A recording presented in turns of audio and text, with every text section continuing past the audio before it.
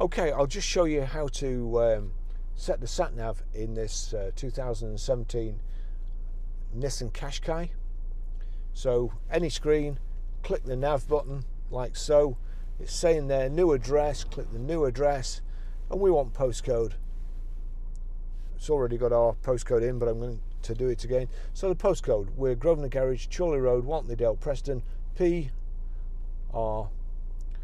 and then we need to go to numbers. So up there, the 1, 2, 3 ABC, that swaps it.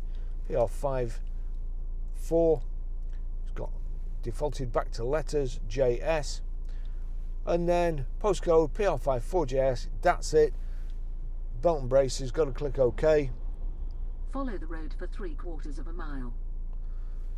That's it. That's how you do it. One thing I did notice when I got in this car, the display was very, very dark, and it's not because I had my sunglasses on, although that could have been a contributing factor. But up here you see the sun and the moon. Now if you click that knocks it into night mode, but if you click back and you see there, if I turn that, when you've got it on that screen, you can lighten or darken the display. That's how you do that.